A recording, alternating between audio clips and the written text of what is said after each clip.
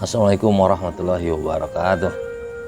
Terkait amal jariah atau sedekah atau wakaf yang dimintakan oleh Presiden Jokowi, Wapres Kiai Haji Ma'ruf Amin, dan Menteri Keuangan Sri Mulyani atas nama pemerintah kepada umat muslim bangsa ini yang sebenarnya justru menunjukkan ketidakmampuan pemerintah dalam pembangunan sektor ekonomi.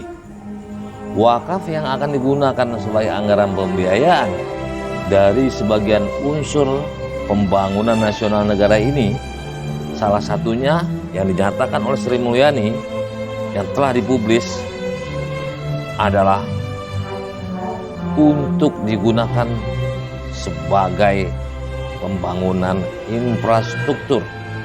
Maka masyarakat butuh kejelasan dan pengetahuan atau info yang jelas tentang wakaf dimaksud.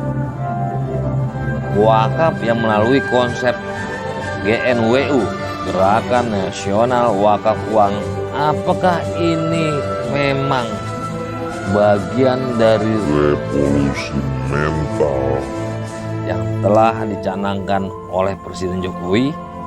Perlu kejelasan. Wassalamualaikum warahmatullahi wabarakatuh. Assalamualaikum warahmatullahi wabarakatuh. Saya berusaha mengupas sebagai peran serta masyarakat, juga sebagai advokat, penegak hukum, artinya berkaitan dengan hukum. Tentunya boleh seorang penegak hukum mengeluarkan pendapat selaku masyarakat. Jadi tentang penguasa yang dibebani amanah mengurus warga negaranya, mengurus bangsanya, akan tetapi di tengah perjalanan, artinya ketika sedang menjabat tersebut, minta bantuan bentuk uang untuk pelaksanaan tanggung jawab mereka. Tanggung jawab yang tertulis di dalam Undang-Undang Dasar negara tersebut, konstitusi negara tersebut. Itu lucu, itu namanya terlalu pandai. Kalau Betawi bilang kebangetan pinter. Sebetulnya penyelenggara negara, penguasa negara yang dibebani amanah atau tanggung jawab oleh undang-undangnya yang nyatanya gagal, maka ada dua solusi yang patut dia ambil. Satu, mengundurkan diri. Dua, diundurkan, dimundurkan. Tentunya keduanya itu secara konstitusi. Jangan ada dampak-dampak negatif. Tidak anarkis, mundur karena gentle, mengakui ketidakmampuan dirinya. Jadi jangan buat ulah yang membuat perpecahan bangsa. Itu nggak ikhlas sampai mundur. Ini kewajiban dan gentle, wibawa, dikenang orang, dikenang bangsanya dengan baik. Nah, kembali kepada faktor kewajiban. Jadi negara melalui penyelenggara negara itu wajib mencerdaskan bangsanya, melindungi kesehatannya, membantu fakir miskin. Semuanya itu berkaitan dengan meningkatkan kesejahteraan, meningkatkan kesejahteraan sosial masyarakat negaranya. Itu kewajiban mereka. Ketika mereka sudah minta-minta, bahkan untuk infrastruktur yang dikatakan Sri Mulyani, ini udah berbalik. Tidak sesuai amanah konstitusi dasar kita, UUD 45. Dibalik-balik jadinya. Nah, kembali, apabila masyarakat mau, itu memang hak. Itu hak. Cuma ada faktor kenapa. Apa saja yang menyebabkan orang membantu ini? Itu menurut saya ada 3 faktor. 1, faktor intelektual. Intelijensi mereka kurang. Mereka nggak mengerti bahwa ini kewajiban negara kepada mereka. Bukan kewajiban mereka. Apalagi bentuknya hanya himbauan. 1. Kedua, faktor kepribadian si pemberi bantuan ini yang memberikan amal jariah, yang memberikan sedekah kepada pemerintah negara ini, atau disebut wakif,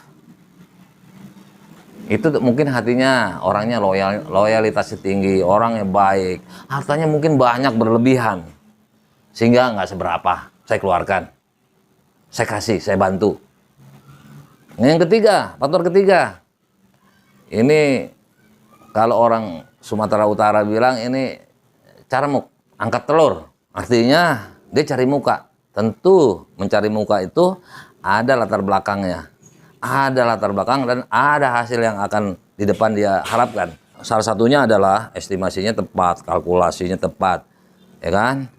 Ini sebagai peluang untuk mendapatkan sesuatu yang menguntungkan. Entah diganti dengan proyek-proyek. Nah, orang yang kayak gini bahaya ini. Jadi dia memberikan sesuatu pastilah menguntungkan yang akan berlipat. Artinya menguntungkan. Minimal balik modal. Yang jelas apalagi di faktor keuntungan yang diharapkan. Profit. Tentunya berlipat ganda. Orang Betawi bilang ini menang banyak. Dia akan menang banyak.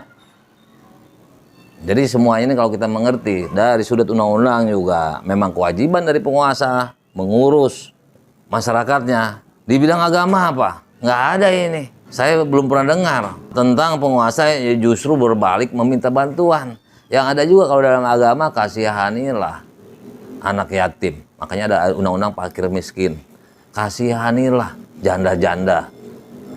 Ini artinya yang taraf kehidupan sosialnya rendah. Bantulah rumahku.